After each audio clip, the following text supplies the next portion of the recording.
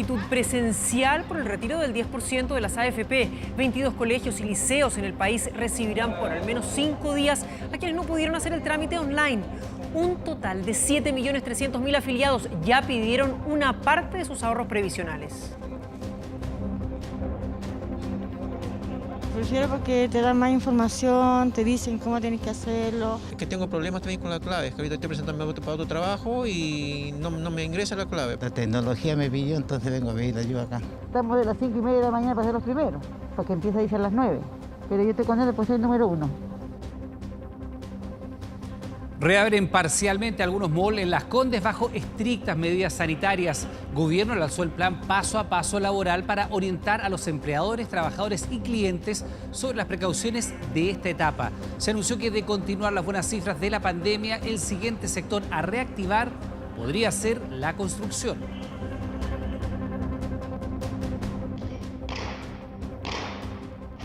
Tres minutos bajo fuego estuvo una unidad de la PDI en la Florida. Los policías que investigaban un portonazo recibieron más de 200 tiros. 2 de los efectivos fueron impactados por las balas. Ambos se están recuperando. Para los vecinos es la demostración del poder de fuego que tiene la delincuencia en esa zona. Alexis y el Inter hacen match. Sí, los lombardos rompieron el chanchito y se quedan con el tocopillano. El chileno llega como jugador libre. ¿Qué pasa con el reinicio del torneo del fútbol nacional, que podría ser a mediados de agosto? Bueno, nuevos casos de COVID positivo generan dudas en los clubes del fútbol profesional chileno. Esto y más luego en 24 Horas Deportes.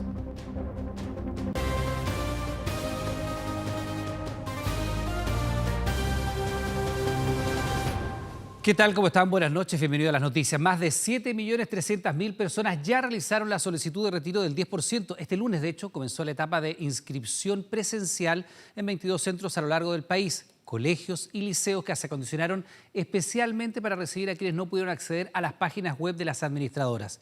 De todas formas, la recomendación es seguir haciéndolo de manera virtual. Madrugaron porque no querían esperar. Todavía no amanecía y ellos ya estaban en la fila para hacer el trámite presencial del retiro del 10%. Me fue imposible hacerlo de forma virtual por internet. Hola, las redes están colapsadas. Yo prefiero mejor venir a presencial. Y esa es la etapa que comenzó este lunes. De forma excepcional, colegios en todo Chile se transformaron en sucursales de AFP. La idea es ayudar a quienes no pudieron o no pueden hacer el trámite por internet, como Verónica. Yo no sé usar internet, ese fue mi problema. Así que estoy muy agradecida porque todo bien. Vivo aquí al frente, así que estoy muy contenta, ya está todo listo, gracias a Dios. No hubo atochamiento, no hubo filas, no hubo espera. En el Liceo Luis Cruz Martínez de Quilicura, todo funcionó rápido. Ya está en Ávila, yo en Capital. Fuimos a hacer los trámites, nos demoramos por lo menos 5 minutos. Y como vi que aquí estaba tan desocupado y era súper expedito, pasé y hice el trámite muy cortito. Desde este lunes habilitaron centros de atención presencial para el trámite del retiro. 22 establecimientos desde Arica a Puerto Montt, en la región metropolitana, 10 colegios en 8 comunas. Este trámite se puede hacer totalmente por internet, va a estar disponible los 365 días del año y la invitación es que a estos centros ojalá venga solamente la gente que necesite hacer el trámite de manera presencial porque está todo dispuesto para hacerlo por internet.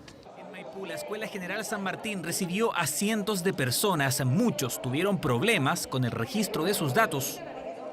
Me rechazó mi correo electrónico, me lo rechaza, me marca rojo y entonces me dio la obligación de ir acá para ver qué pasa. Es más seguro, porque se ha visto que está medio complicado el sistema con la estafa y todas esas cosas, así que prefería hacerlo presencial. Claudio llegó temprano con su cédula de identidad y el permiso que emite Comisaría Virtual. El trámite no duró más de 5 minutos. Súper rápido, nada de complicado. Un proceso donde las municipalidades jugaron un rol central, una alternativa que estará disponible en un inicio por esta semana. La georreferenciación de sucursales adicionales, de lugares como colegios, polideportivos, sedes sociales para atender a nuestros vecinos es tan importante porque acerca la necesidad de las personas justamente a una solución inmediata. En Maipú además entregaron orientación a las mujeres que necesitan agilizar el trámite para informar las deudas de alimentos.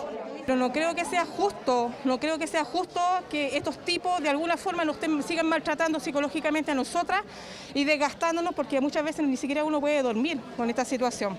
El proyecto de ley que permite retener el 10% de los deudores de pensión entró con discusión inmediata al Congreso. Además, el gobierno busca que incluso quienes no hagan el retiro paguen con sus fondos. Ya van más de 421.000 solicitudes de retención en el Poder Judicial. La cifra es impresionante y por lo mismo es tan importante este proyecto que agiliza el trámite judicial. Vamos a darle atribuciones al juez para que lo obligue a retirarlos, destinando esos fondos a pagar la deuda. Y si no lo hace, lo va a hacer el juez en su nombre, retirando el monto adeudado dentro del tope del 10%. El proyecto se votará este martes y podría ser ley dentro de esta semana. Y 2 detectives quedaron heridos a bala. Esto luego que un grupo de delincuentes los emboscara. Durante 3 minutos le dispararon más de 200 balas. Los 3 funcionarios de la patrulla que sobrevivieron al tiroteo investigaban un portonazo en la población Los Quillayes, en la Florida. Lo que comenzó como una investigación por un delito de encerrona terminó así. Balacera infernal para 3 funcionarios de la PDI que se vieron acorralados en la población Los Quillayes de la Florida. En este lugar se encuentran con unos sujetos que están armados, quienes al ver el vehículo policial inician una serie de disparos. Verdaderas ráfagas que provenían desde 3 pasajes distintos, pero todas apuntando a este lugar donde habían 3 detectives. Fueron cobardemente atacados, lo que hizo, ¿no es cierto?, que contrarrestaran este ataque con sus armas de servicio, luego de alrededor de 28 disparos que recibió su vehículo.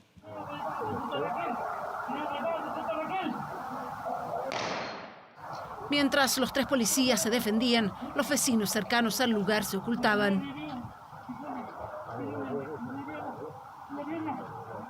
Escuchamos las balaceras nomás y atinarse a esconderse un poquito y no ni asomarse siquiera. Mi hijo vive en la primera dormitorio, arriba, y ella salió arrancando para adentro.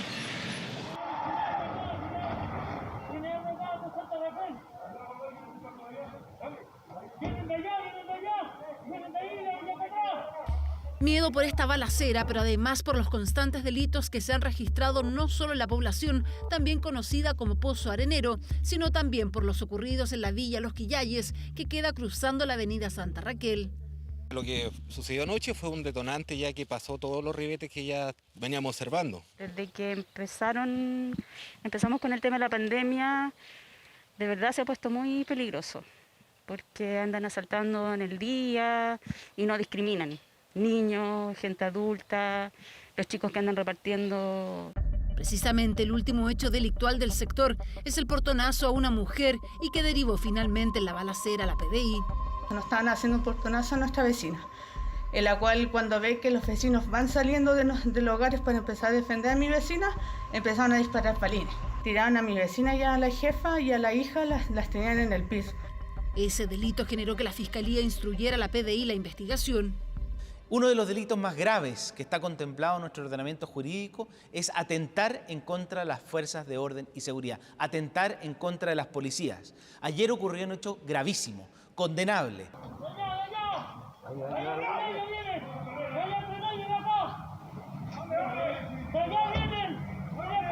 De los 3 funcionarios, 2 de ellos resultaron heridos a bala, uno en su tobillo, otro en la zona pélvica. Un comisario y conductor del auto policial recibió un disparo en su chaleco antibalas. Delito de homicidio frustrado que generó este amplio despliegue policial en la población con la finalidad de encontrar evidencias y datos que les permita llegar a los autores de los disparos. 700.000 solicitudes del bono de clase media lleva aprobado impuestos internos a este lunes. Los principales problemas se han generado por caídas en la página del servicio, esto a raíz de la fuerte demanda. En Concepción incluso hubo filas frente a las oficinas de la entidad. Una fila que en momentos alcanzó las 120 personas. La oficina de Concepción del Servicio de Impuestos Internos Laura trató de obtener el bono de 500.000 pesos de aporte fiscal no reembolsable para la clase media, pues está cesante. Intentó varias veces por el portal del servicio, pero en cada ocasión el sitio se cayó. Buscando mi clave para ingresar al sistema de impuesto interno porque no lo puse a través del teléfono, se me bloqueó la clave y me pidieron que viniera directamente acá. Tiene urgencia, pues por sus ingresos anteriores no califica para otro beneficio. Yo no me recibo ningún tipo de ayuda hasta el día de hoy, estoy desde marzo sin trabajo. Fue uno de los inconvenientes de un proceso que partió el fin de semana y que tiene por objetivo ir en apoyo de la clase media. Un bono de hasta 500.000 pesos para quienes puedan demostrar una pérdida de ingreso mensual de al menos un 30% producto de la pandemia y que hayan ganado entre 400.000 y 2 millones de pesos por mes promedio el 2019. En el caso de los trabajadores independientes y pequeños empresarios, Impuestos Internos ya tiene toda la documentación. En el caso de los dependientes, se pedirá algún antecedente adicional. Ellos vieron reducidos sus ingresos, pero igual tienen un sueldo por esa reducción pactada con su empleador o porque consiguieron otro trabajo, entonces ellos deben ingresar ese sueldo. Para don Marcelo ese fue el problema. Sus datos no coinciden con los cálculos automáticos del servicio. Reúno las condiciones, pero el sistema me dice que no, porque aquí me están diciendo que no es en base al sueldo imponible, sino que al sueldo que a nosotros nos imponen hay que descontarle todo lo que es AFP, ISAPRE o FONASA, y en base a ese valor ellos cuestionan. También están quienes por error de la página o con intención ingresaron un sueldo igual a cero en el mes de julio. Y en esos casos, nosotros sí estamos construyendo un mecanismo para que estas personas puedan devolver el bono. Las dificultades con la plataforma de Internet se debieron al alto número de consultas. A este lunes ya había aprobadas 700.000 solicitudes. Hubo una cantidad importante de gente que ingresó al sistema muy masivamente. Eso generó algunos problemas en la plataforma y también algunos problemas en el sistema que están asociados más que nada, insisto, a la Ley de Protección del Empleo y a los seguros de cesantía, y esperamos poder subsanarlo a la brevedad. Un bono de clase media que es incompatible con el ingreso familiar de emergencia. No es que si recibe uno no tendrá derecho al otro, sino que el monto ya pagado se descontará del futuro bono. Se espera que en las próximas horas la página del servicio se regularice y quienes aún no han podido hacer el trámite puedan al menos saber si tienen o no derecho al bono de la clase media. Y poco a poco los malls están abriendo sus puertas con una capacidad reducida, eso sí, y estrictas medidas de seguridad. Los centros comerciales están recibiendo clientes solo de comunas en transición o sin cuarentena. Mientras, el gobierno lanzó el plan Paso a Paso Laboral, que busca regular el retorno presencial a los trabajos. Este es el actual rostro del Mall Sport de Las Condes, que tras meses cerrados volvió a abrir sus puertas, pero bajo estrictas medidas sanitarias. Si el cliente no se siente satisfecho o no se siente a gusto con la prenda hay que retirarla de piso de venta para que si la prenda, se sanitice. Personal de limpieza sanitizando en todo momento para evitar posibles contagios dentro de un recinto que en esta nueva etapa puede recibir a solo 700 personas. Ni la plaza de juegos ni los locales de comida podrán abrir. Eliminamos todos los puntos de asiento, todas las sillas, mesas. Efectivamente uno no puede estar sentado en algún momento. Adicional a eso, prohibimos que las personas que compren algún elemento de comida en delivery se pueda consumir al interior del Mall Sport. En el Mall Plaza Los Dominicos la situación es similar y este lunes iniciaron una marcha blanca. Creo que lo más importante es ir capacitando, entrenando a los visitantes, a la gente de las tiendas, a nuestro personal en contacto respecto de todas las medidas que han sido definidas. Centros comerciales en Las Condes, donde la fiscalización ha sido rigurosa. Hemos cursado ya 2 sumarios sanitarios porque tienen que trabajar con personas que son de esta comuna o de las 7 comunas en desconfinamiento. Apertura de centros comerciales que provocó el llamado a la cautela de los expertos, más si en el pasado la fallida apertura del mall Apumanque despertó una serie de críticas. Algunos de los criterios de salud pública necesarios para avanzar en el desconfinamiento parecen no cumplirse aún, como son el número de casos diarios, que idealmente no debería superar los 600 en la ciudad de Santiago, y que tengamos garantías de que haya una trazabilidad completa.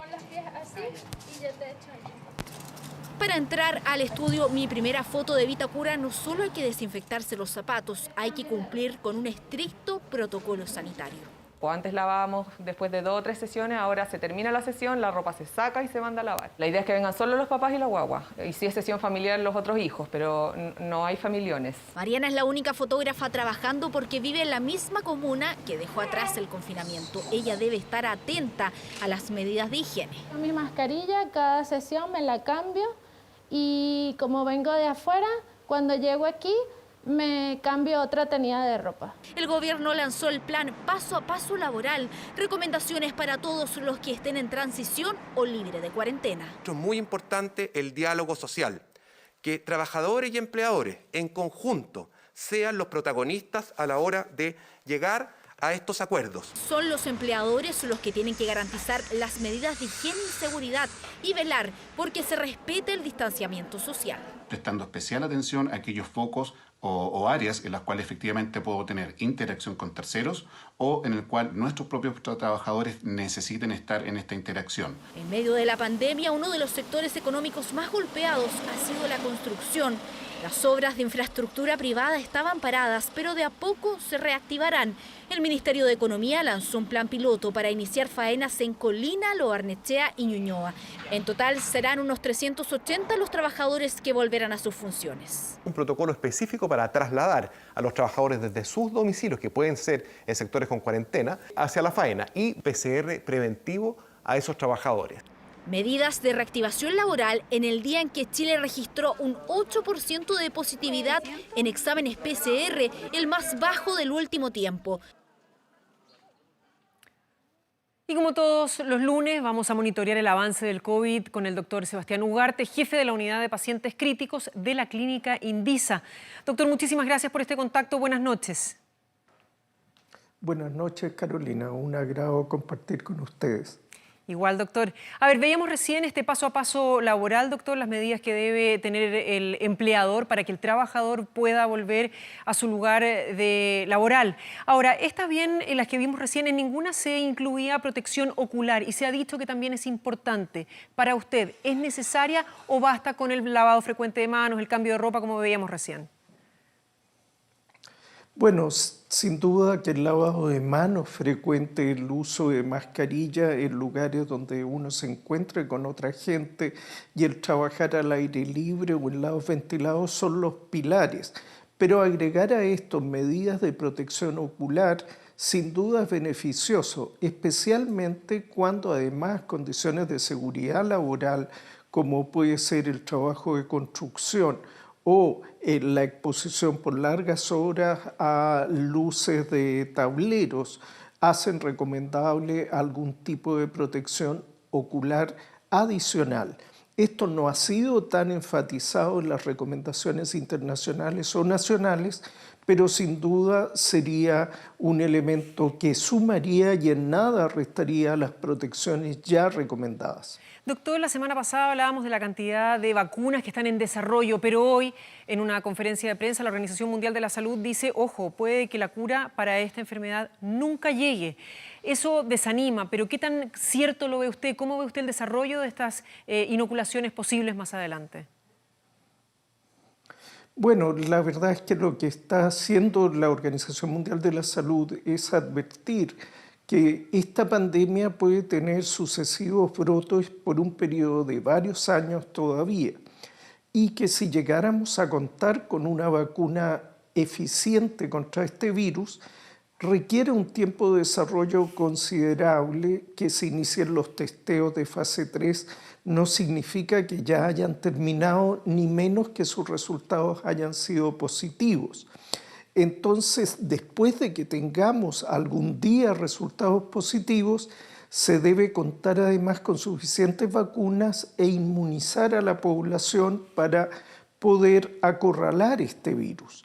Mientras se trabaja en esa línea, también debe trabajarse para el escenario alternativo, que una parte de la población no va a alcanzar a ser vacunada en los meses o años siguientes, y debemos estar preparados para otras medidas que confinen la enfermedad, eviten la propagación o tratamientos que en los casos que se van a seguir produciendo aminoren las pérdidas de vidas humanas y los días de hospitalización y de enfermedad grave. La responsabilidad de las organizaciones de salud y de los médicos y científicos del mundo es no solo buscar una vacuna, sino también desarrollar modelos de contención epidemiológico y de tratamiento médico paliativo o curativo.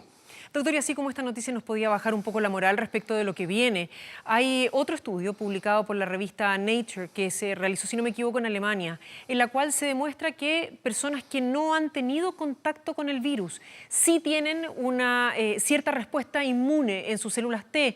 Pero, ¿cómo se puede explicar esto? ¿Es tan parecido un coronavirus frente a otro?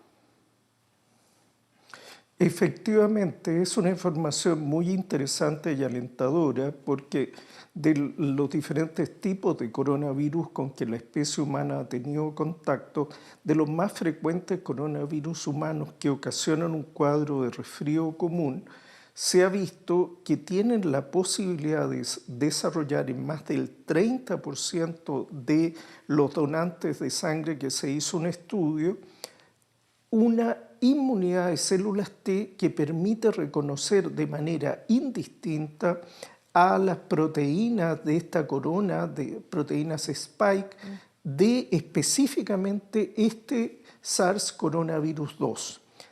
Las personas que han hecho la enfermedad desarrollan inmunidad celular sobre el 80%, pero quienes no habían hecho la enfermedad tenían inmunidad en más del 30%.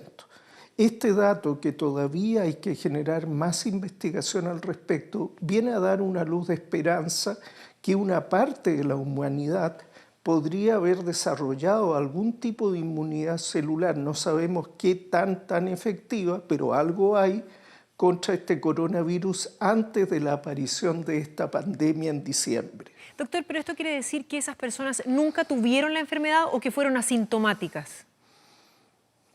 No, hay una parte que tuvieron la enfermedad y que tienen desarrollo de inmunidad celular, pero hay otra parte que nunca tuvo la enfermedad, nunca la tuvo e igualmente tienen inmunidad contra diferentes coronavirus y contra este coronavirus en particular.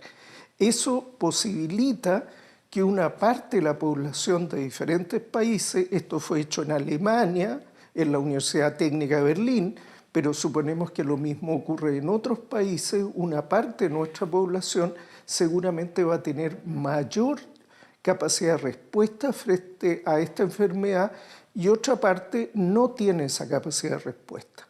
Doctor, y si seguimos con los últimos estudios que se han registrado, la capacidad de niños menores de 5 años de tener una carga viral muy alta respecto de los niños hasta los 17, ¿qué determinó ese estudio y por qué hay que tener tanto ojo en eso? Este estudio es muy interesante, un estudio realizado en Chicago en pacientes sintomáticos de diferentes edades hasta los 65 años y se vio qué tan rápido los termocicladores de la reacción de cadena de polimerasa llegaban a expresar la cantidad de virus.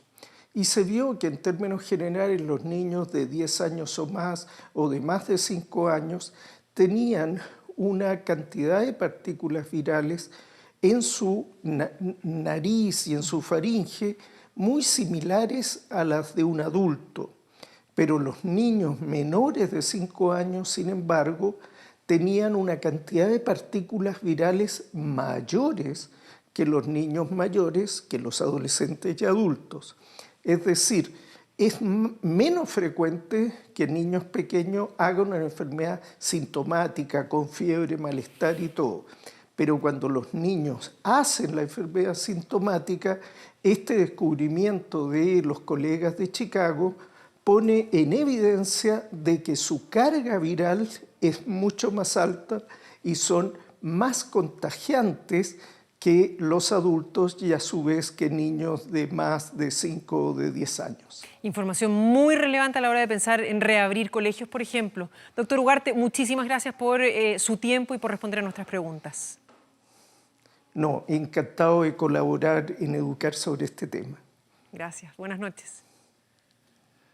Otra vez una fiesta clandestina. En la comuna de Santiago, 8 personas fueron detenidas tras ser parte de un evento masivo en plena pandemia que vuelve a poner el foco en la irresponsabilidad de cientos de personas. ¿Cómo han cambiado estas fiestas a lo largo del confinamiento? Lo revisamos en el siguiente informe.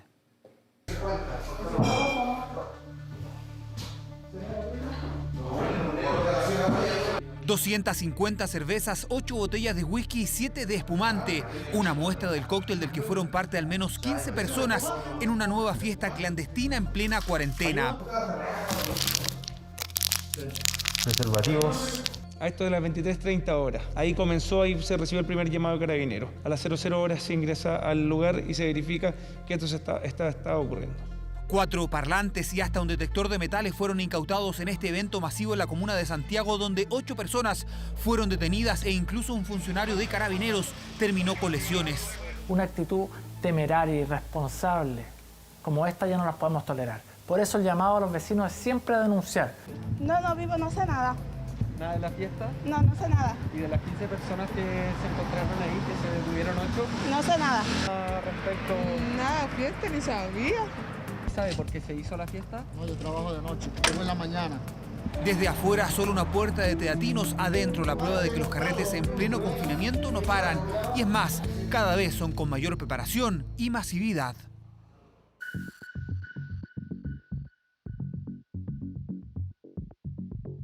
En total, Carabineros contabiliza 39 fiestas clandestinas en casi 5 meses en todo Chile. Solo el domingo en Quinta Normal hubo una prueba más.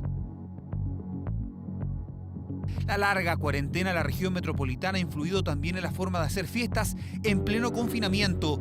Si al comienzo estos eventos eran espontáneos y reducidos, el tiempo ha permitido hacer reuniones más sofisticadas. Durante el primer tiempo de la pandemia encontramos que estas fiestas eran un tanto más espontáneas. Llámese así que han sido mucho más precavidos en cuanto a la reunión, a la planificación, a los elementos a utilizar, al tipo de bebida alcohólica que van a vender dentro de estos lugares clandestinos. La amenaza de los irresponsables, de aquellos que desafían las medidas sanitarias con el riesgo latente del contagio. Por eso, el llamado de las autoridades es claro. Y quisiera recordar que las penas se ampliaron y en este caso quienes organizan este tipo de fiestas pueden llegar a 5 años de penas privativas de libertad y recuerdo también una cantidad muy importante de multas que superan los 50 millones de pesos. Dentro de esta configuración de eventos y carretes clandestinos preocupa a la comuna de Santiago. Casi 5 meses de encierro, todo un récord mundial en cuarentena.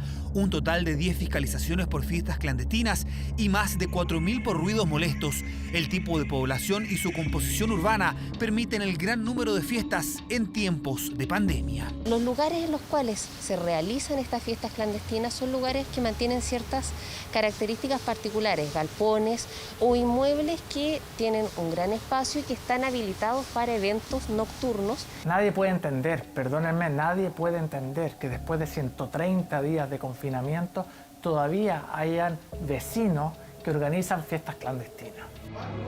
Otro ejemplo de la falta de criterio en plena cuarentena, fiestas cada vez más organizadas que amenazan este lento avance del país hacia el desconfinamiento. Con un camión quemado y disturbios terminó una marcha en Coyipulli a favor de los presos mapuches que continúan en huelga de hambre. Incidentes que se registran ahora, los violentos desalojos en los que participaron civiles y que terminaron con 2 municipalidades quemadas y otras 3 con graves daños. La Fiscalía de la Araucanía inició de oficio una investigación penal en contra de las personas que vulneraron el toque de queda la noche del sábado en Curacautín. Están quemando unos camiones aquí en la Copec.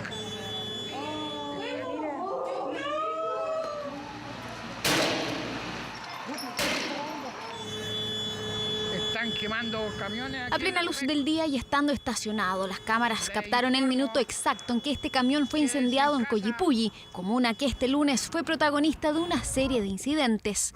Una marcha a favor de los presos mapuche, quienes ya cumplen 92 días en huelga de hambre, finalizó con destrozos en la vía pública, donde al menos 7 personas fueron detenidas. Intentaron de entrar a mi casa e intentaron de quemar un local comercial al lado de mi casa. Lamento profundamente los hechos ocurridos en estas últimas horas en la comuna de Coyipulli, porque lo que estamos viviendo, Coyipulli nunca lo había vivido. Disturbios que ocurren a poco más de un día de un violento fin de semana en la Araucanía que dejó el saldo de 2 municipalidades quemadas y otras 3 con graves daños. Entre los objetos que se han perdido, que no están más los daños, ¿cierto? Nosotros estimamos que aquí tenemos que hacer un gasto de unos 250 millones de pesos. Enfrentamientos que tuvieron como protagonistas a ciudadanos en pleno toque de queda. 36 personas fueron formalizadas, todas por su participación en las tomas de alcaldías. No es posible que en pleno toque de queda puedan las personas realizar esos actos de violencia y racismo con total impunidad. Por lo tanto, acá claramente hay discriminación. Esto no es un tema de racismo. ¿Qué racismo va a haber si somos todos mezclados? O sea, ¿de qué racismo estamos hablando? Si al final del día no existe el chileno puro, no existe, somos todos mezclas de un montón de razas. Lamentamos que las personas hayan tenido que tomar esta determinación por su cuenta de ir a desalojar los municipios. La gente de la Araucanía está cansada, la gente de la Araucanía tiene temor de ver lo que pasa en diferentes zonas. El Ministerio del Interior confirmó la presentación de 9 querellas por desórdenes, lanzamiento de bombas Molotov, atentados contra la autoridad, homicidio frustrado e incendio, entre otros delitos. Condenamos la autotutela, es decir, que cada persona quiera tomar la justicia por su propia mano.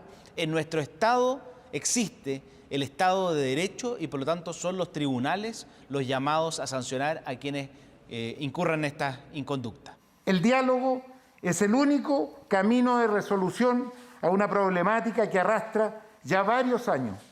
Es por ello que dentro de los próximos días y en mi rol de intendente convocaré a los exintendentes de la Araucanía de manera transversal. Desde la Fiscalía anunciaron la apertura de una investigación de oficio por ilícitos que no fueron denunciados aún, pero sí quedaron registrados en videos, entre ellos el vulnerar el toque de queda. Eso en medio de nuevos desmanes, los que se mantuvieron durante toda la jornada. Están quemando camiones aquí en la Copec. Tras la grave ola de violencia que afecta a la Araucanía, con atentados, desalojos, cánticos racistas y enfrentamientos entre civiles y comuneros, el gobierno reiteró su llamado al diálogo. Y para avanzar en la solución del conflicto se proponen mediadores, como por ejemplo el Colegio Médico y también la alta comisionada para los derechos humanos de Naciones Unidas, la expresidenta Michelle Bachelet. La policía en estos momentos está dejando que civiles ingresen a hacer justicia por su propia mano. La policía no es capaz de contener esta situación. La noche del sábado, civiles armados con palos y piedras llegaron hasta la municipalidad de Curacautín para desalojar a los comuneros que mantenían tomado el edificio consistorial. Todo esto ante la presencia de carabineros.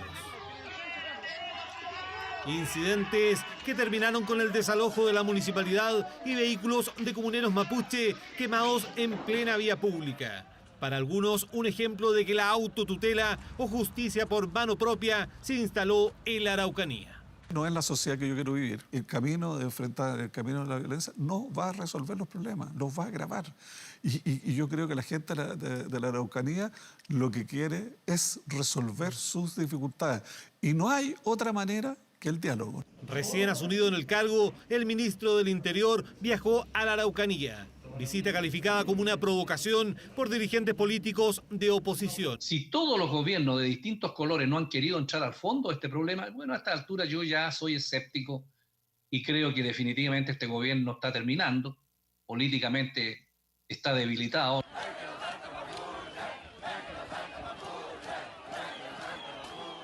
Un cántico repudiable que se escuchó en Curacautín, donde también quemaron banderas representativas del pueblo mapuche. Clima de violencia racial que fue condenado por la Comisión Interamericana de Derechos Humanos, organización que también criticó la pasividad de carabineros. Los llamados al que nos salta en mapuche, los llamados a denigrar al pueblo mapuche son inaceptables. Yo creo que el gobierno tiene que intervenir con fuerza en esta situación. Las municipalidades de Traiguén y Ercilla resultaron completamente destruidas por el fuego. Edificios que permanecían tomados en apoyo a los comuneros en huelga de hambre. Para el ministro del Interior, se trata de un conflicto que tiene una dimensión policial, pero también política. No es un mecanismo tomarse una dependencia pública porque genera daño, genera problemas, no resuelve nada. Y el Estado de Derecho hay que siempre trabajar duramente para restablecerlo. Pero eso no significa para nada tener que abandonar el diálogo. Pero para conversar, para escucharnos, para concordar, tenemos que aislar a los violentistas. En el Congreso habrá sesión especial de la Comisión de Seguridad del Senado y se recopilan firmas para una comisión investigadora en la Cámara de Diputados respecto de los actos del gobierno en la zona de conflicto. Esto es consecuencia de que todavía es uno de los pocos países en el mundo que no tiene reconocimiento a los pueblos originarios, que hay una sistemática discriminación y hay una política que ha sido permanentemente racista. Claramente acá se requiere un Estado presente. Cuando hay un Estado presente, no hay espacio para la autotutela y la violencia entre civiles. Según el catastro del Colegio Médico, en la zona hay 27 comuneros en huelga de hambre. Uno de ellos, el machi Celestino Córdoba, sentenciado por el crimen del matrimonio Luxinger-Macay. Ha tenido una baja de peso de más de 25 kilos. Cualquier situación lo puede desestabilizar y puede producir complicaciones severas, incluso desenlace fatal. Nosotros, entendiendo que la huelga de hambre es un derecho humano como mecanismo de presión para lograr algunos objetivos, creemos que todos deben hacer todos los esfuerzos para llegar a acuerdos que permitan que se depongan estas huelgas de hambre. El Colegio Médico fue una de las instituciones que propuso el subsecretario del Interior para mediar en el conflicto, junto con el INDH y la alta comisionada para los derechos humanos, Michelle Bachelet.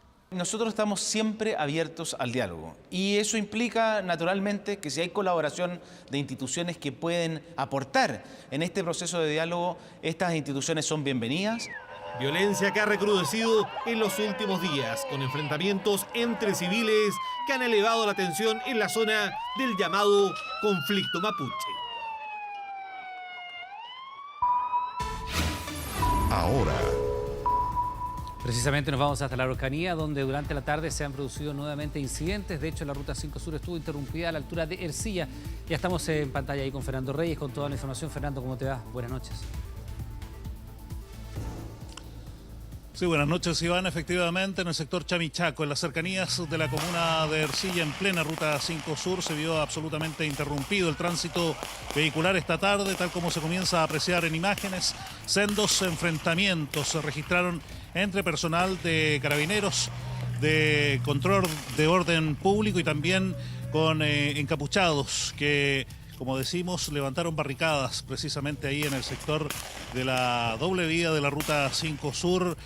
Hubo también ataque a algunos vehículos que transitaban por el lugar, algunos vehículos del transporte de pasajeros, y hasta el momento se ha informado de personal policial lesionado. Se confirmó desde la Unidad de Control de Orden Público de la Araucanía, particularmente de la Tercera Comisaría de Angol, los perdigones que afectaron en sus extremidades al sargento segundo Jorge Cárdenas Ugarte, un funcionario de Carabineros que preliminarmente se informó fue trasladado hasta el hospital de Collipulli para recibir las primeras atenciones, mientras continúa personal de control de orden público, como digo, intentando disuadir a las personas que se encuentran disparando con distintas armas hacia la Ruta 5 Sur, haciéndole frente precisamente a los efectivos de control de orden público que se han instalado con piquetes para intentar restablecer la normalidad ahí en la denominada zona de conflicto mapuche. Obviamente estaremos dando cuenta de la condición de salud que presenta el funcionario policial, este sargento segundo de Angol,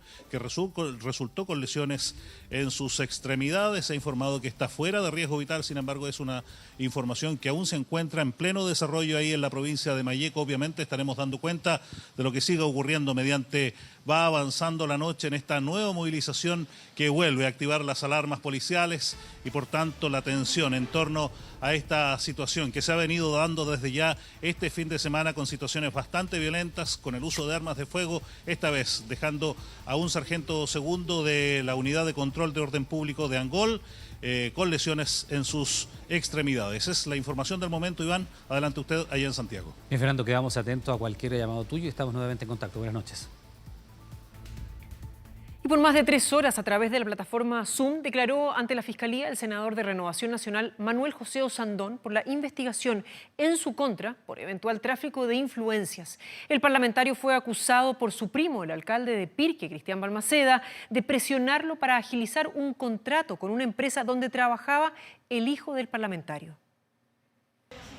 El senador RN, Manuel José Osandón, debía declarar el pasado 24 de junio ante el Ministerio Público en la investigación en su contra por eventual tráfico de influencias. Pero su complicado estado de salud tras contraer COVID-19 retrasaron la diligencia hasta este lunes. A través de Zoom, el parlamentario declaró por más de 3 horas como imputado ante el fiscal de delitos de alta complejidad de Oriente, Felipe Sepúlveda. Indagación que tuvo su origen en 2018 tras la denuncia de su propio primo y actual alcalde de Pirque, Cristian Balmaceda.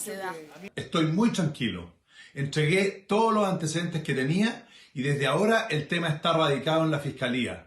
Yo confío en la Fiscalía, confío en la justicia. Pero porque es investigado Manuel José Osandón, su primo y alcalde de Pirque, Cristian Balmaceda, lo acusó de presionarlo a él y a otros miembros del Consejo Municipal para agilizar un convenio firmado entre la comuna de Puente Alto y la empresa Cabilú S.p.A. para realizar una extracción de áridos en el río Maipo. Pero eso no es todo. A las supuestas presiones se sumó que uno de los socios de la empresa extractora involucrado es Nicolás Osandón, hijo del parlamentario. Información que el senador RN no habría transparentado en su momento. Le pregunté yo si él tenía algo que ver en esta empresa y me dijo que no tenía nada que ver con Manuel José. Le digo, mira, yo no quiero ser el tonto de la película, se lo dije así, que manejo poca información, no se va a firmar ni un documento desde la Municipalidad de Pirque aprobando esta prórroga porque hoy día me he enterado que tu hijo es el presidente y representante legal de la empresa Cabilú. Ante esa denuncia, el senador Osandón ha señalado haber entregado todos los antecedentes a la justicia y en varias ocasiones ha negado el delito de tráfico de influencias, acusando una vendetta política. Eso porque son conocidas en la comuna de Pirque las diversas disputas entre el alcalde de la comuna, Cristian Balmaceda, y su primo, el senador Manuel José Osandón. Este último aseguró tajantemente que el jefe comunal es un mentiroso. Pero lo que es inaceptable es que diga que yo miento. Lo que yo he hecho es lo que dice la ley. Cuando una autoridad toma conocimiento de alguna situación que podría considerarse ilícita o que tuviera algún problema legado con la ley, debe denunciarla. No me corresponde dar más antecedentes. Cualquier otra consideración la dejo en manos de mi abogado. La Fiscalía Metropolitana Oriente no entregó información tras la declaración del parlamentario. Manuel José Osandón aseguró que junto a su abogado demostrarán los siguientes pasos de la investigación, que el caso tiene innumerables contradicciones, lo que a su juicio debiese confirmar su inocencia. Y una ley que se publicó hace 2 años ya entró en su fase final de implementación. Estamos hablando del chao a las bolsas plásticas que llegó también hasta los almacenes de barrio y las ferias. Si se entrega una bolsa fuera de la ley, los comerciantes se arriesgan multas de hasta 250.000 pesos, pero no desaparecerán completamente. Ponga atención para que sepa cuándo pedirlas y cuándo no. 8 millones de toneladas de plástico se vierten al océano. La producción global de este elemento alcanza las 359 millones de toneladas, un peso similar al aproximado de la población mundial. Razones de sobra tuvo el Estado para eliminar las bolsas plásticas del comercio. Partieron las grandes empresas, pero hoy es el turno del resto de subirse al carro del chao bolsas. Ya me lo habían advertido y vengo preparado. Han reaccionado súper bien las personas y han respetado. Ya uno ya se ha ido acostumbrando poco a poco. De 25 a 45 años que hoy día ya no está pidiendo bolsa.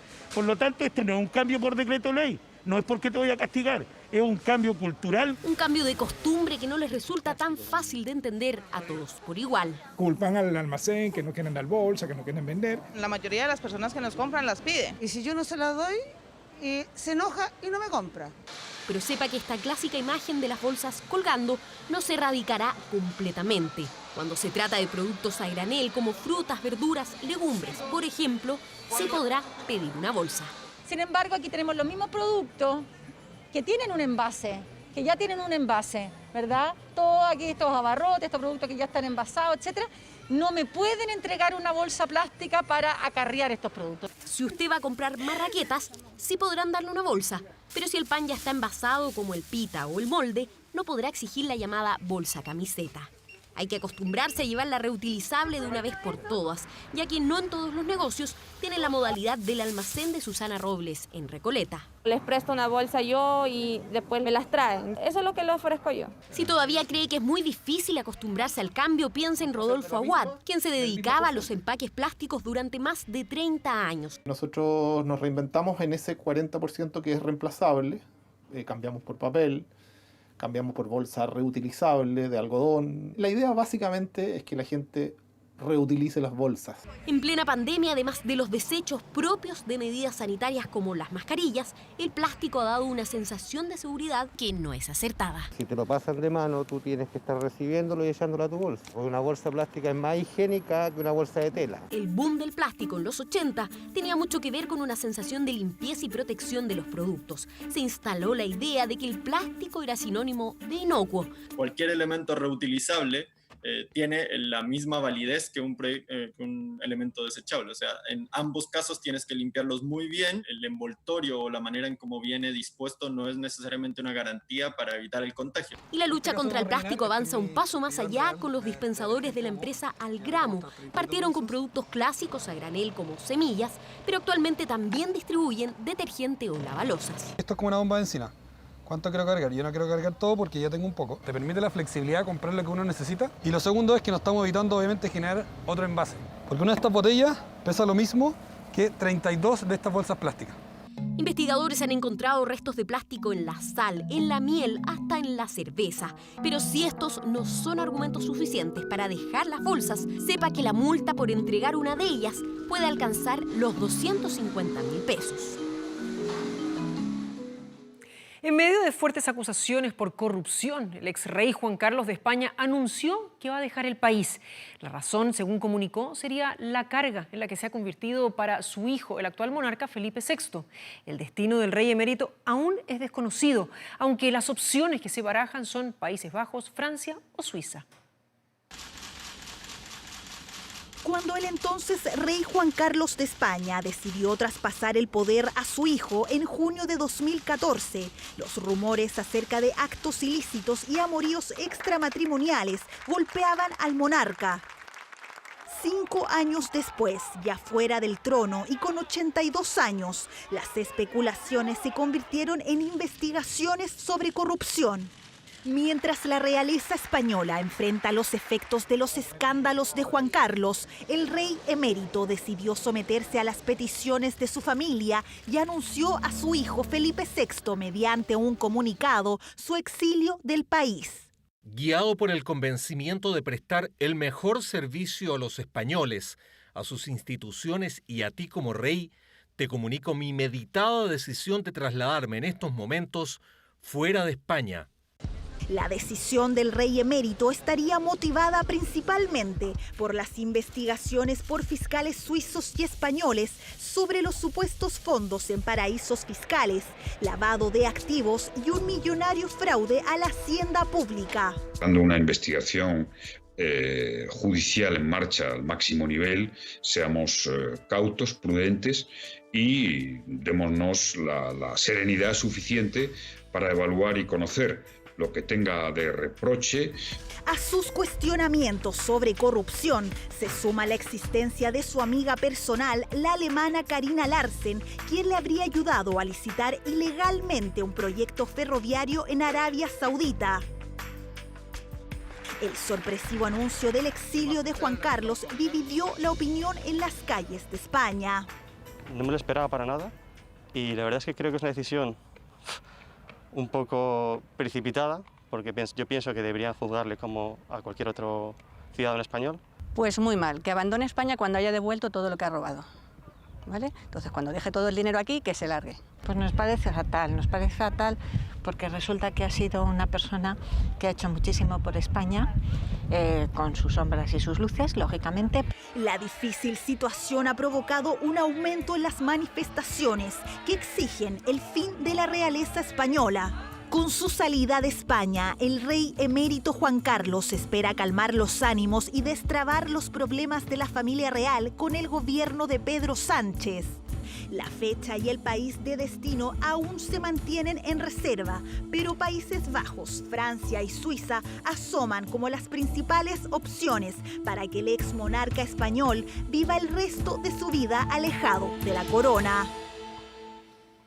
Y ponga atención a lo siguiente, porque a partir de la próxima semana va a cambiar el mecanismo para la entrega de permisos en la comisaría virtual.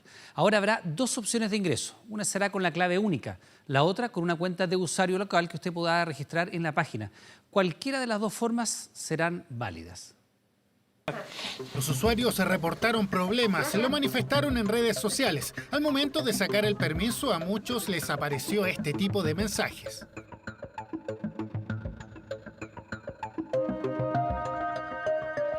Martín nos contó que no logró hacer el trámite por la web, entonces decidió ir hasta la 19 Comisaría de Providencia. Tenía que salir a hacer una diligencia impostergable. Yo ya he hecho los trámites anteriores, pero no me resultó al final nada. Que ahora lo vengo a hacer personalmente. Carabineros explicó el por qué. Supuestamente se produjo el principal problema en la página. El mayor problema radicó si acaso una palabra o un nombre, por ejemplo, lleva tilde, necesariamente debe ser escrito de esa forma dentro del campo correspondiente. En paralelo a lo que denunciaron insistentemente los usuarios, anunciaron cambios. ¿De qué tipo? La comisaría virtual aumentó los requisitos para entregar permisos. Ahora, al momento de realizar la solicitud, habrán dos métodos disponibles: clave única o el ingreso a través de una sesión en la página. Revertimos la medida dada que existió mucha confusión, había mucha necesidad de poder sacar permisos y por lo tanto la revertimos para hacer o tomar una semana para ir enseñando a generar el registro y para que a todas las personas les resulte más familiar y más fácil poder hacer. Cambios en la plataforma. Para hacerse una idea, próximamente aparecerá esta opción. Al hacer clic en clave única, usted la registra. Si aún no la tiene, ahí mismo aparece una opción para solicitarla. Yo tengo clave única hace tiempo, así que para mí es más ágil, es mejor. ¿Debería haber problema? Correcto. No tengo clave única. Bueno, ¿y qué le parece entonces este cambio? Malo, porque por lo menos yo y creo que la mayoría de la gente no anda perdiendo el tiempo. La otra alternativa es registrarse en comisaría virtual. Los pasos son los siguientes. No debería tardar más de 3 minutos. Es registrarme, es el primer paso. Si yo no estoy registrado, debo registrarme, hacer clic en la parte inferior, me registro y acá me va a solicitar todos los antecedentes que están en la cédula de identidad. De momento, el nuevo mecanismo ya comenzó a utilizarse en estas solicitudes: donante de sangre, traslado de menor o adolescente y en el permiso de matrimonio y unión civil. Han existido exigencias desde un punto de vista de Contraloría General de la República, también otros organismos y en definitiva pasa por ese punto por mejorar la autentificación de las personas. Una nueva forma de cómo va a funcionar comisaría virtual. A partir del lunes, todos los permisos se deberían entregar bajo esta modalidad, incluido para el retiro del 10% de los fondos de la AFP de las sucursales. La Corte de Apelaciones de Temuco revocó el sobreseimiento dictado por el Tribunal de Garantía en 2 de los 5 casos de abuso que se le imputaban a Martín Pradenas. A partir de ahora, la Fiscalía investigará todos los delitos de índole sexual que se le imputan al joven que sigue en prisión preventiva en la cárcel de Valdivia. A 9 días exactos de la salida de Martín Pradenas Diur de su domicilio, a 9 días de ingresar a la cárcel de Valdivia, la Corte de Apelaciones de Temuco decidió discutir el último recurso de apelación presentado por la Fiscalía y los abogados querellantes, el que se redactó luego que el juez de garantía, Federico Gutiérrez, sobreseyera a Pradenas en 2 de los 5 hechos que se le imputaban el día de su formalización. Se resuelve que se revoca la resolución en alzada de fecha 21 de julio de 2020 y en su lugar se resuelve que se rechaza la petición de la defensa y se declara que la acción penal no se encuentra prescrita.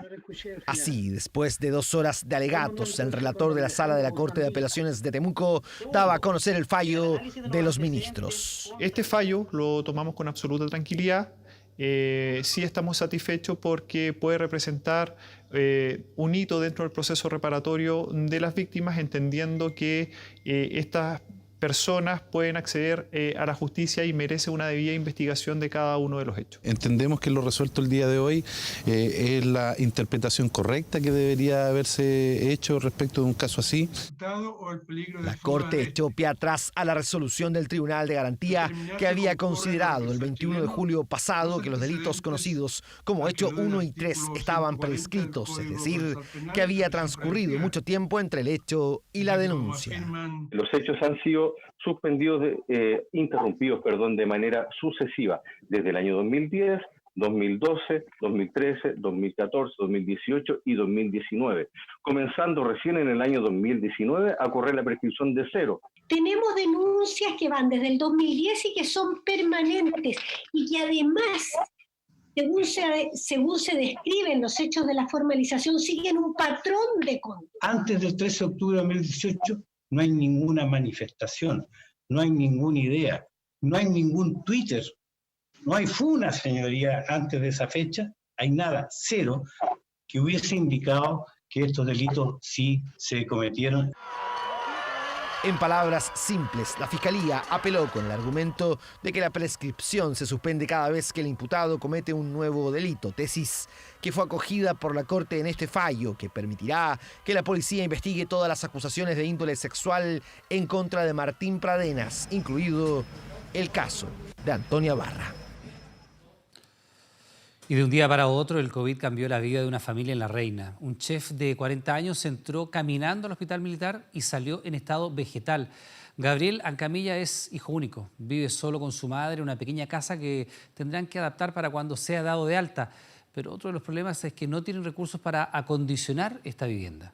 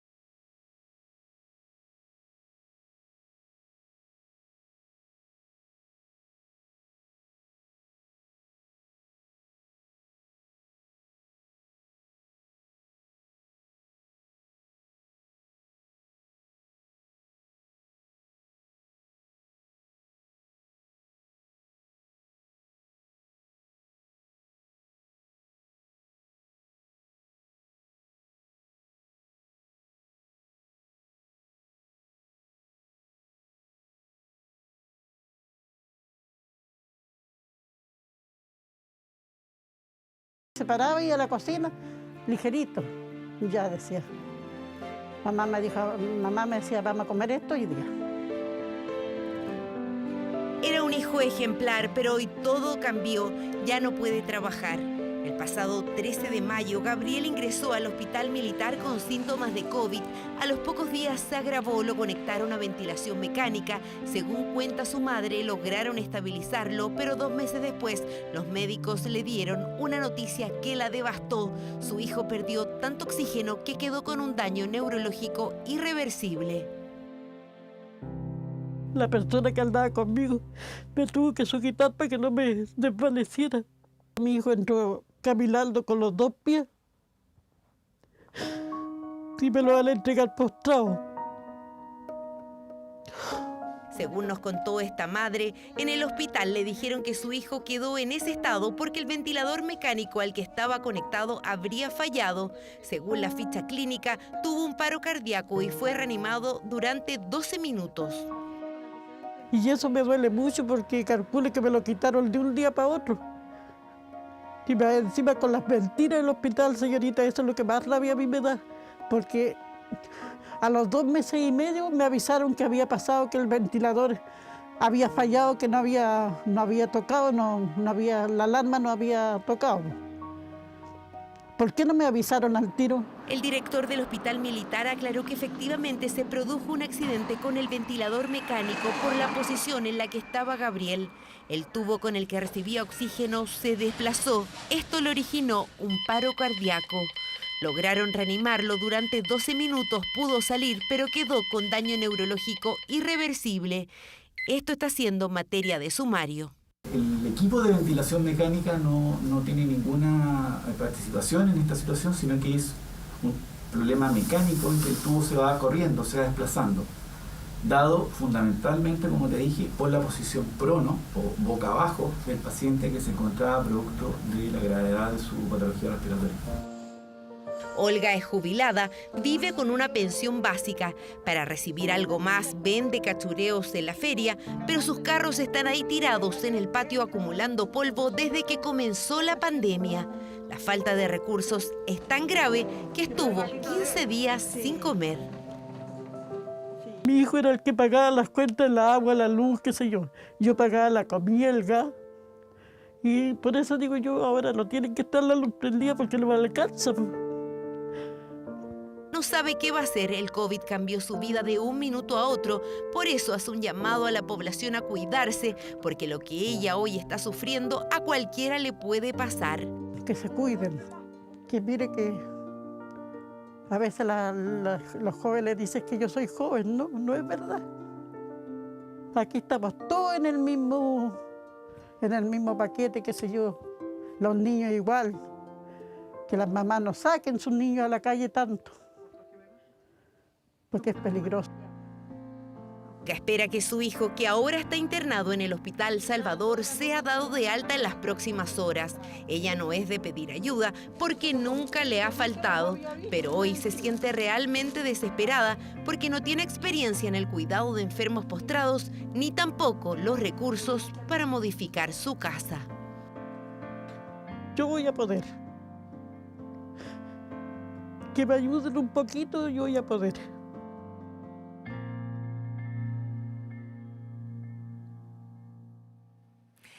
El regreso desde el espacio este domingo de la nave Crew Dragon SpaceX se convirtió en el mayor hito de las empresas privadas aeroespaciales. Ahora, otras compañías se aprestan a iniciar otra carrera.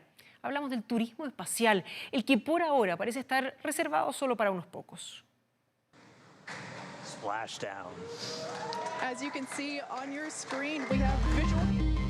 Con el amerizaje este domingo de la cápsula Crew Dragon en el Golfo de México, culminó exitosamente la misión SpaceX Demo 2, que llevó a 2 astronautas estadounidenses a la Estación Espacial Internacional y después de 64 días los trajo de vuelta sin contratiempos. Fue la primera nave tripulada de la NASA en despegar desde suelo norteamericano en una década. Hay algo especial en tener esa capacidad para lanzar y traer a nuestros propios astronautas a casa, y pasamos muchos años sin esa capacidad. Para donde estamos ahora, el primer vuelo tripulado de la nave Dragón es simplemente increíble. Pero la misión marcó otro hito. Fue el primer amerizaje realizado por astronautas de la NASA en 45 años, tras el programa Apolo. Pero ahora en una nave desarrollada por la empresa SpaceX del multimillonario empresario Elon Musk y por la que la agencia espacial pagó $8.000 millones. Así, la suya se convirtió en la primera compañía privada en conseguir un logro de este tipo. Creo que esto es algo que todo el mundo puede disfrutar y realmente se puede ver como un logro de la humanidad. Pero ya hay otros proyectos en carpeta en la carrera espacial de empresas privadas.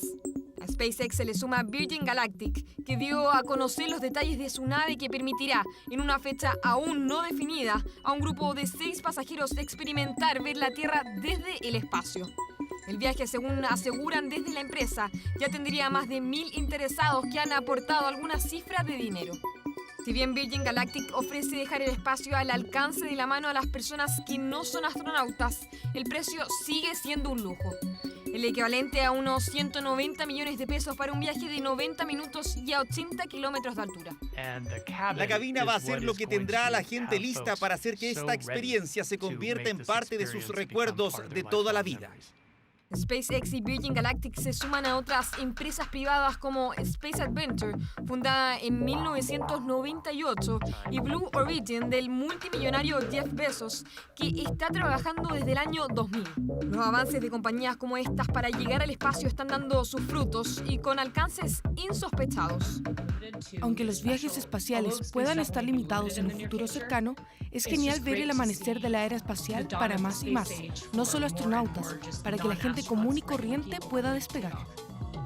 Así parece cada vez más cercano que los vuelos turísticos fuera de la Tierra sean una realidad, aunque por ahora está limitado para unos pocos que estén dispuestos a pagar por lo que puede ser el viaje de su vida.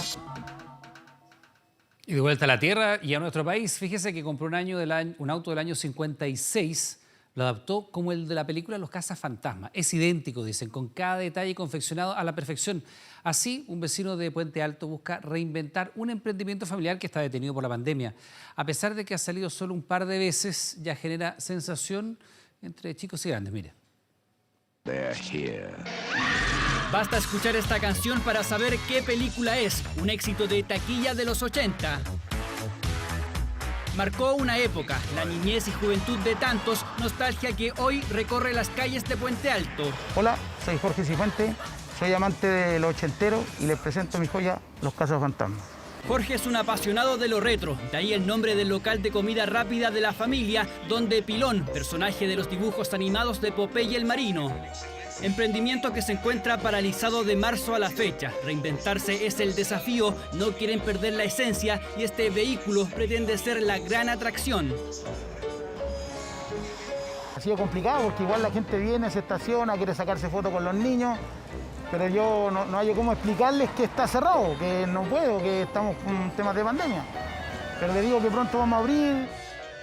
La joyita, su Ford Courier del año 56, le costó casi 5 millones de pesos, eso sin contar los arreglos. Se preocupó de los colores, la sirena, el logo y hasta de la mochila atrapafantasmas.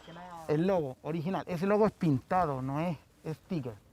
No es un sticker, fue hecho a mano.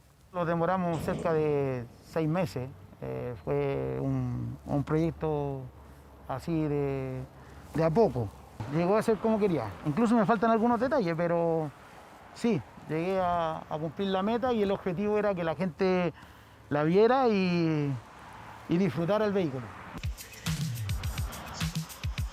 Y es que es un vehículo prácticamente idéntico. Aún no es presentado oficialmente, por eso causó tanta repercusión en sus primeras salidas. Oh, pero ¿qué pasa? Eso alegra a esta familia emprendedora que con 5 meses sin atender espera pronto recibir clientes. Tratar como de teletransportarse es como nuestra idea, así como más que nada solamente comer. No, nosotros queremos que aparte que tengan como una buena convivencia familiar, los niños como que se entusiasman más y los papás también como que se reintegran con los niños. Y eso fue justamente lo que consiguió este vehículo de los cazafantasmas. Fuimos a la plaza de Puente Alto, ahí muchos, si no todos, aprovecharon de tomar fotografías. Los semáforos, ocasión también para captar alguna imagen, más de uno la tomó en movimiento. Mira el vehículo ese, cómo graba. ¿Es normal esa reacción? Sí. ¿Con su teléfono grave? Sí, graba, me felicitan, me gritan cazafantasmas. Me quedó como el cazafantasma de Puente Alto.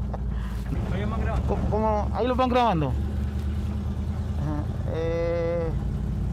Es que con esa finalidad se hizo este vehículo.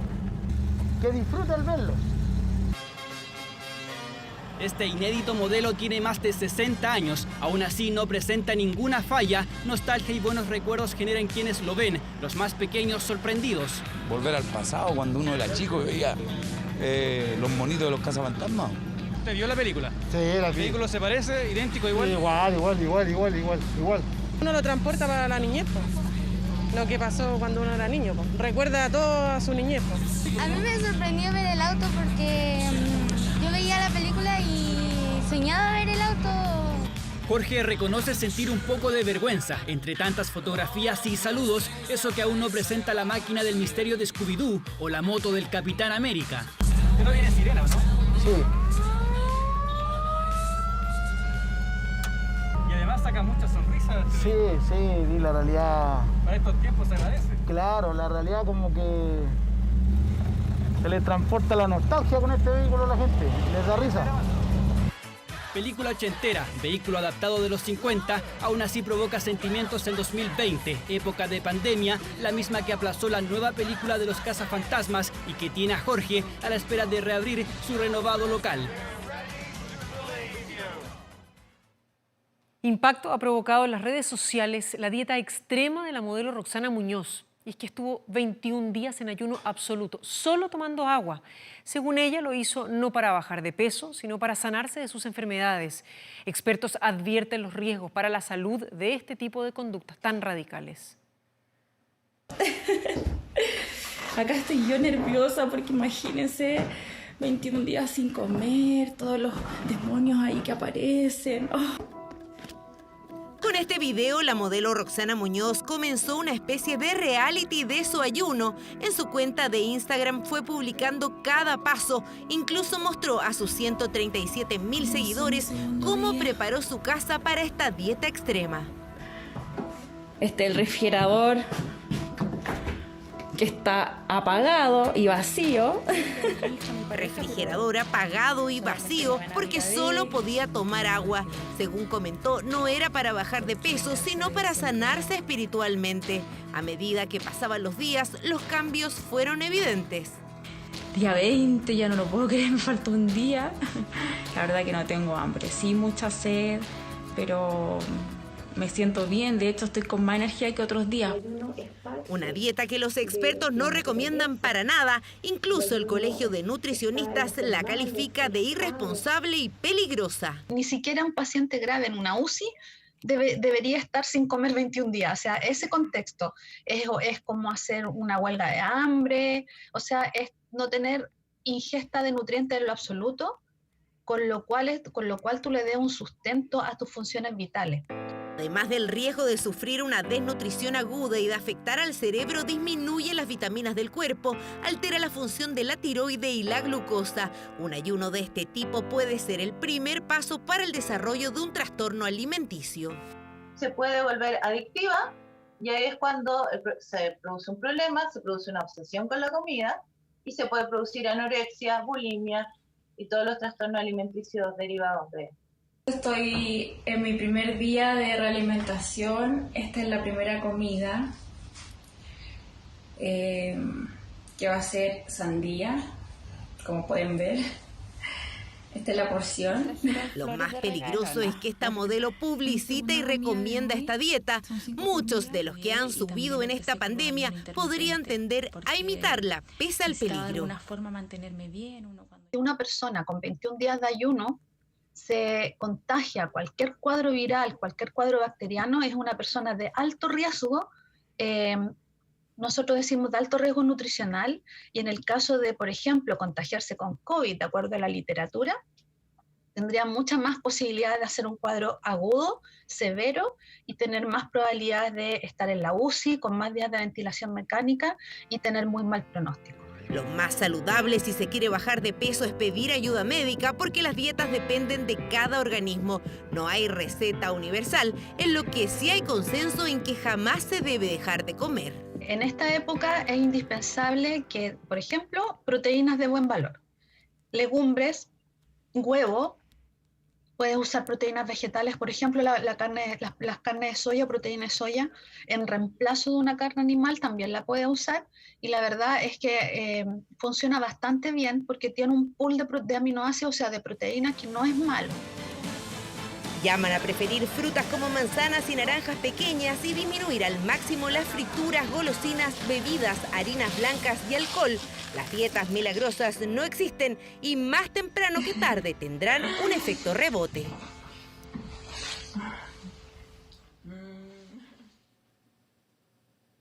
Bien, pues le recordamos que a partir de las 22 horas, Televisión Nacional de Chile está autorizada para transmitir programas para mayores de 18 años. Atención con lo siguiente, el Chavo del Ocho llega a su fin. Desde el pasado sábado, ningún canal de televisión en el mundo lo puede transmitir tras el desacuerdo entre el hijo de Chespirito y Televisa. Casi medio siglo al aire, millones de seguidores, una de las series más famosas del mundo vive un futuro incierto. ¡Chavo Chavo del Ocho, interpretado por el supercomediante Chespirito. Desde el pasado sábado, ningún canal en el mundo, ya sea por televisión abierta, cable o internet, podrá transmitir el Chavo del Ocho o el Chapulín Colorado. Así de simple y así de sorpresiva fue la noticia dada a conocer vía Twitter por el propio hijo del fallecido creador del personaje, Roberto Gómez Jr. Es muy lamentable. Ya veíamos la noticia a través de las redes sociales de Roberto Gómez Fernández, en el que nos anunciaba y pudimos ver el tono en el que lo hacía, y realmente él, al igual que sus hermanas, lo lamentaban mucho. La negociación entre el grupo Chespirito, los hijos del comediante y la gigantesca Azteca Televisa no llegó a acuerdo económico por los derechos tanto de la serie como de los dibujos animados. Estamos hablando de muchos millones, de ahí que tanto Roberto Gómez Fernández como Televisa no se quieran dejar, ¿no? Muchos años se transmite tanto la caricatura como la serie con los personajes reales, ¿no? Entonces sí es mucho dinero. La serie creada por Roberto Gómez Bolaño comenzó a emitirse en 1971. En el 77 vinieron a Chile, desatando una verdadera locura, llenando 2 veces el Estadio Nacional. Ahí está el Chavo pisando el césped del Estadio Nacional. No tengo con qué agradecer esta recepción.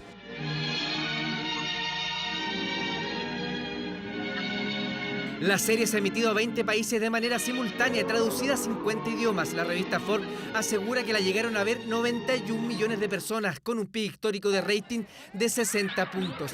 La serie nunca había dejado de ser emitida en ninguna parte del mundo hasta ahora.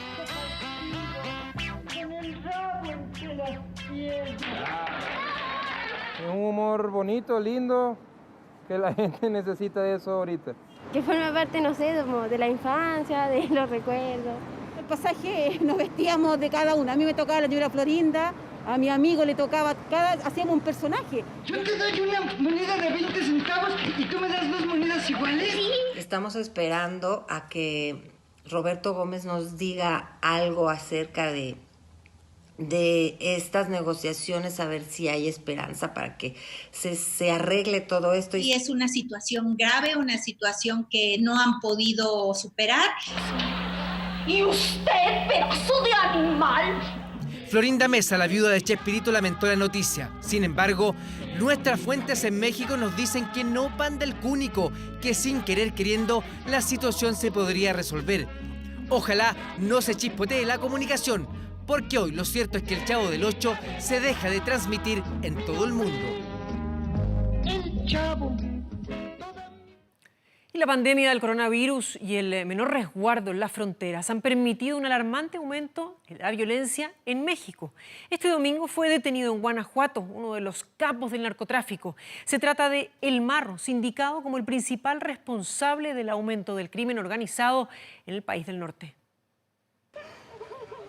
Una sangrienta guerra entre carteles de la droga está transformando a Guanajuato y Jalisco en los estados más peligrosos de todo México. Es que en el centro del país la violencia ha escalado a niveles alarmantes.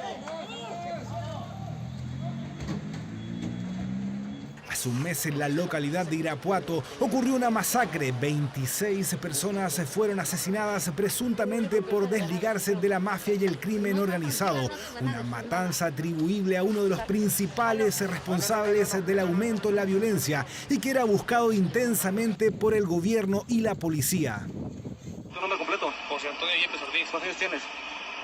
40 cumplí. 40 años, ¿cuándo naciste? 23 de julio del 80.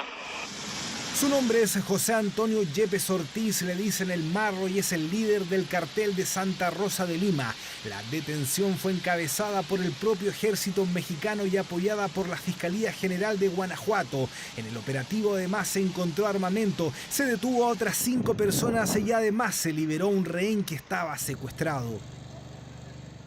La Secretaría de la Defensa, con el apoyo del gobierno del Estado, lograron esta detención. Se llevaron a cabo masacres, perdieron muchos la vida. El aumento en el poder de fuego de estos grupos criminales está llevando al país a una espiral de violencia preocupante que amenaza incluso el Estado federal, tal como se aprecian estas imágenes protagonizadas por sicarios del cartel de Jalisco Nueva Generación, los rivales del grupo comandado por El Marro, los mismos que a finales de junio atentaron contra el jefe de seguridad en Ciudad de México, matando a 3 personas. En el video se ve a 80 sicarios fuertemente armados y con indumentaria similar a la de un ejército. Los cárteles, cuando particularmente se sienten amenazados por el gobierno, es decir, que ya ha habido muchos movimientos de golpes bajo como congelación de cuentas, cateo de drogas, después de muchos meses de estas pequeñas actividades donde ellos ya se sienten golpeados económicamente o a nivel territorial, etcétera, empiezan naturalmente a amenazar. Esta es la zona cero del narco en México, focalizada en la frontera de los estados de Jalisco, Michoacán y Guanajuato. Desde México, la periodista Laura Garciandía nos acerca y explica este complicado escenario que vive el país del norte.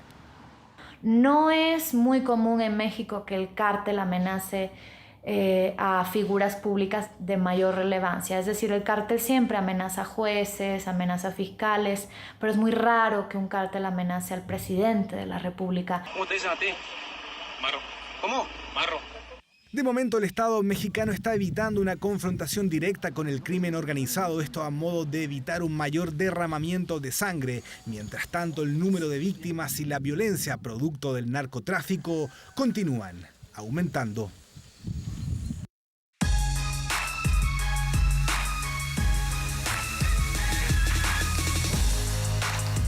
Se acerca el final de la teleserie de Alexis Sánchez en Europa.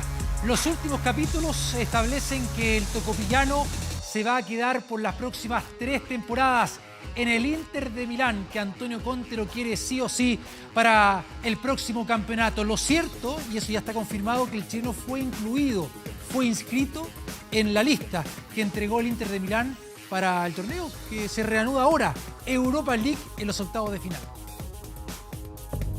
Le quiere bajar el precio del Inter al Manchester United por Alexis, quieren que se quede. Fue un día de suspenso en Italia, el día de mayor incertidumbre por el futuro de Alexis. En la mañana esta fue la primera señal. La inscripción del chileno en la fase final de la Europa League era un guiño y también un anticipo. El acuerdo parecía muy cercano hace algunos días. Ahora no se descarta que se produzca el jueves. Manchester bajó su pretensión de 20 a 15 millones de euros. Medios italianos como Gazzetta dello Sport informaban de una posible venta por 15 millones de euros. Pero con el pasar de las horas fue el turno del reputado periodista de Sky Sport, Gianluca Di Marzio, que anunció: el chileno rescindirá su contrato con el United y firmará un vínculo de 3 años con el Inter. Por fin información detallada de la permanencia de Alexis en Italia, un contrato hasta el 2023 con un sueldo de 7 millones de euros netos anuales, muy lejos de los 20 millones que ganaba en el United y con una compra prácticamente a costo cero. Según la publicación, el equipo lombardo no pagará un solo euro al cuadro inglés porque Alexis rescindirá su contrato con los Diablos Rojos, que de paso se ahorrarán 60 millones de euros brutos al dejarlo partir sin costo. Un esfuerzo económico del niño maravilla que se olvida de varios millones para su bolsillo, pero que abraza el cariño y la confianza de un equipo en el que se le ve feliz y en el que se siente valorado.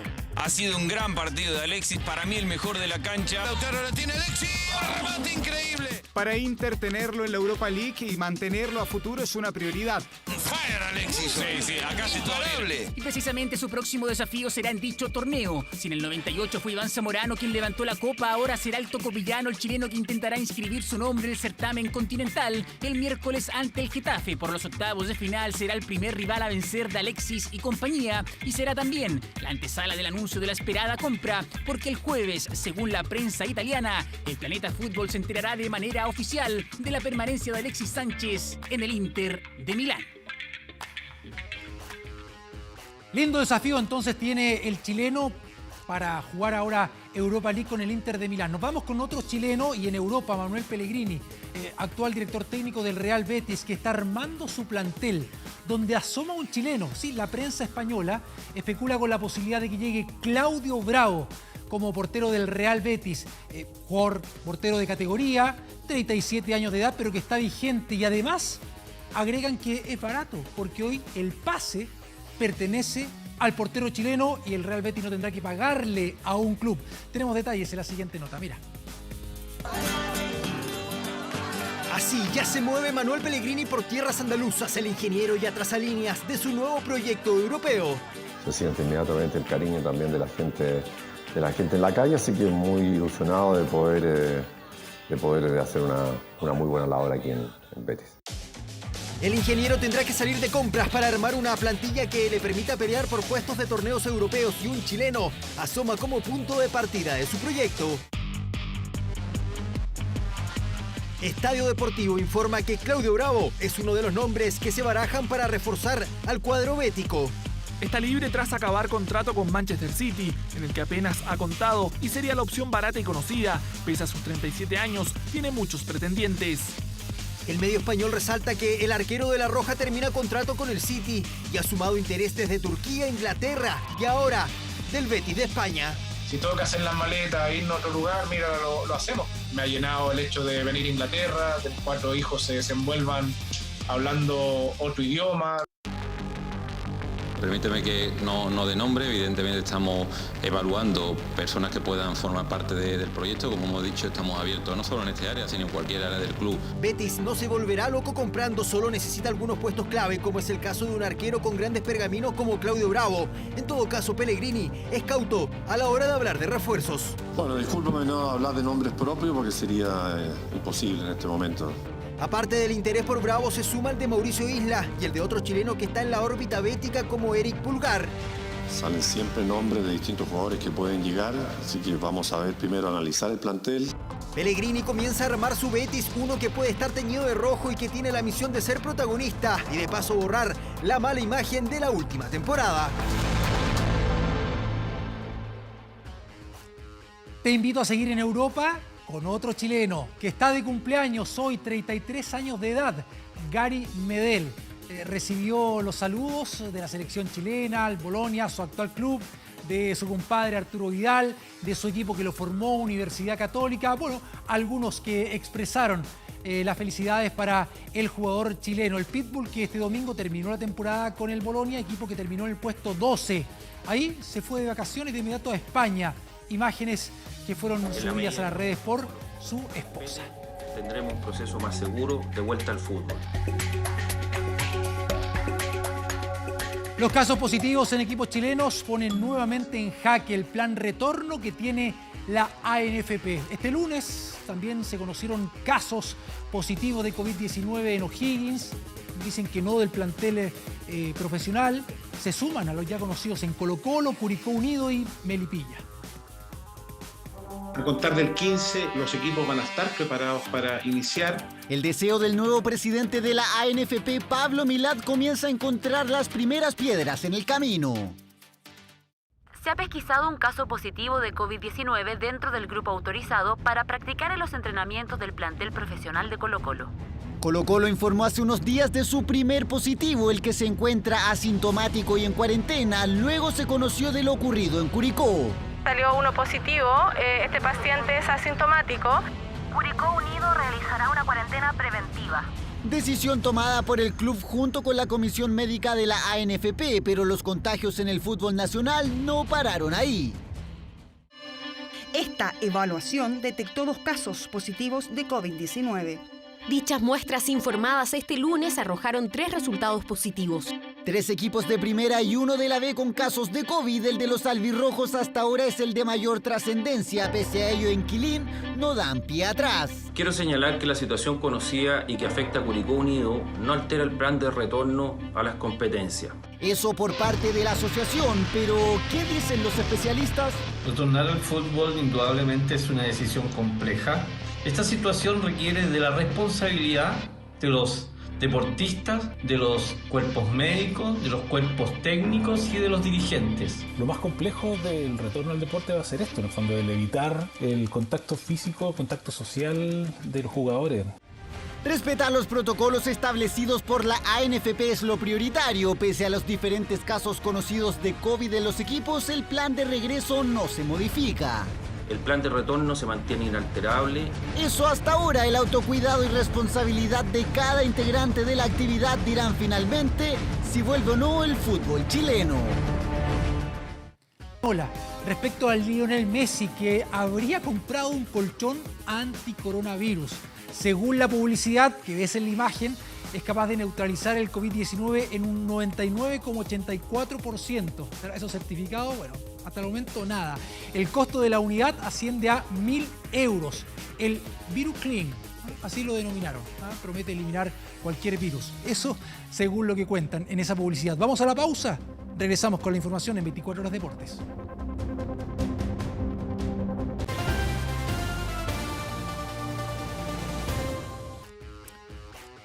Estamos de regreso con uno de los mejores tenistas, no solamente del actual circuito, sino que de la historia, sin duda, Rafa Nadal, conocido también en la ATP como el rey de los tics, estos trastornos involuntarios compulsivos que siempre muestra en la cancha y ahora en un torneo de golf en España. ¿Sí? Habrá llevado esos ritos, rituales y gestos al green. Mira la siguiente. Que Rafa Nadal es el rey de los tics en el ATP Tour, no cabe duda. El manacorí está lleno de rituales y cosas para mantener su concentración y mal no le ha ido. Rafa ingresa con el pie derecho a cada court paso a paso, raqueta en su mano izquierda y bajo su bolso. Luego viene el show de la toalla sobre sus piernas, sillas alineadas, perfectamente alineadas, para luego entrar a uno de sus tics más frenéticos, 2 botellas de agua que deben estar perfectamente centradas en diagonal con la cancha. ¿Y qué pasa si alguien cambia ese orden?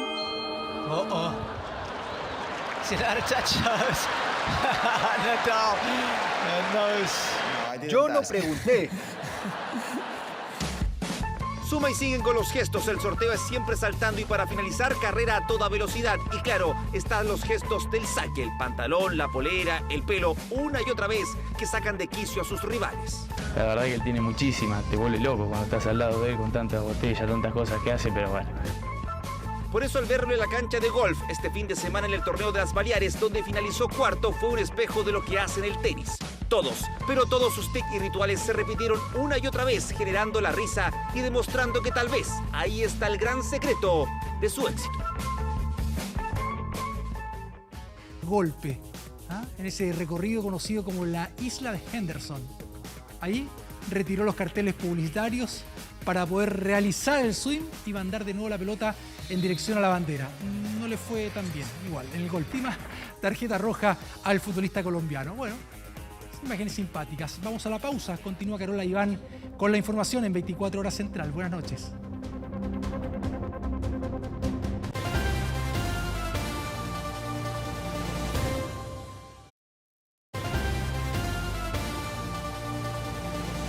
De regreso con las noticias le contamos que fue una caída menor a la esperada. Así al menos reaccionaron las autoridades y expertos ante el 12,4% que se contrajo la actividad económica en el mes de junio. Una cifra que de todas maneras sigue reflejando el fuerte impacto de la crisis. Pero ¿cuándo debería comenzar un repunte de la economía? Presta atención al siguiente informe. Tras varios meses con sus cortinas abajo, Margarita se ilusiona con la reapertura de su local. Eso sí, todavía resiente los días en donde sus ingresos cayeron a cero.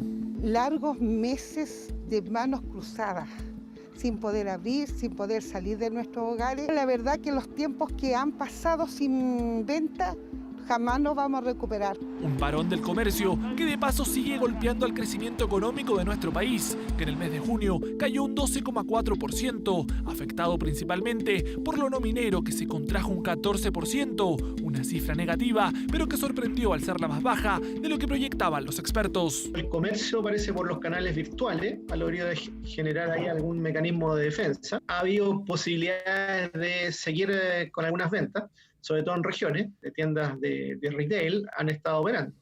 No así en Santiago, donde la restricción ha sido más grande. Una economía que se ha visto impactada desde marzo, mismo mes donde comenzó la pandemia. Sin embargo, este es el primero en donde no se sigue aumentando más la caída. ¿Habrá pasado lo peor en la actividad económica? Son mejorías muy en el margen de rubros bien específicos. Por lo tanto, no hay que sacar ninguna cuenta alegre. Estos son matices estadísticos, pero la situación sigue más o menos estable en una contracción relativamente fuerte. Con esto, el segundo trimestre terminó con una contracción de 13,9%, el peor en 4 décadas, mientras que el primer semestre cerró en menos 6,72%. Da cuenta que la economía sigue sufriendo con fuerza los impactos de la crisis. Si bien se trata de una cifra algo menos negativa de lo anticipado, da cuenta de todas maneras de costos muy importantes. Caída del IMASEC, que desde el gobierno rescataron que no fuera tan mala como se esperaba y que ilusiona pensando en el repunte de la economía. A lo mejor esto es una luz de esperanza hacia el futuro, lo cual es muy importante porque necesitamos recuperar el empleo. Cuando baja la actividad económica, baja el empleo. Lo esperamos que a partir del cuarto trimestre, es decir, a partir de octubre, empecemos a tener señales positivas. Y para eso, como gobierno, también estamos trabajando con mucha fuerza en un plan de recuperación económica. Pero, ¿para cuándo se proyectan mejores números? Agosto vamos a seguir en zona negativa, pero con indicadores de mejora relativa, y esperaría yo que los indicadores más cerca de un emprendimiento de la actividad van a estar de septiembre en adelante. Veremos también un impulso en el consumo relevante, y eso tiene que ver con el retiro del 10%, así como también un impacto importante derivado de los planes de apoyo que ha estado entregando el gobierno. Una economía que se espera mejore de la mano del desconfinamiento en medio de una de las crisis más profundas que ha tocado enfrentar.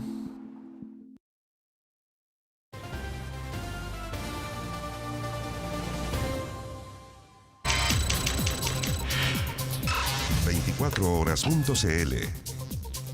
Ponga muchísima atención porque ante el gran interés y dudas surgidas por el bono clase media, el Servicio de Impuestos Internos aclaró el detalle del proceso que deben realizar los trabajadores para postular, los requisitos, los montos y qué hacer si es que uno se llega a equivocar en el proceso. Lo puede revisar en nuestro portal 24horas.cl.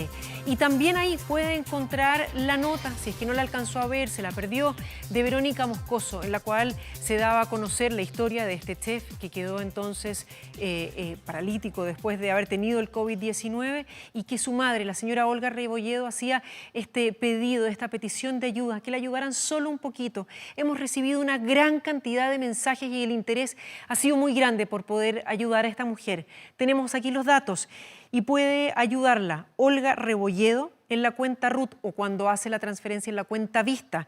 Y esta es 6.710.867. Lo tiene ahí abajo, 6.710.867. A nombre de ella, por supuesto que se les agradece muchísimo toda la generosidad y ya el interés por poder ayudarla. Dejamos hasta aquí esta edición de 24 Horas Central. Muy agradecidos por toda su sintonía, por supuesto. Y ya vienen Momentos TVN. Recuerden qué ocurrió un día como hoy y después de eso, Fuerza de Mujer. Que esté muy bien. Buenas noches.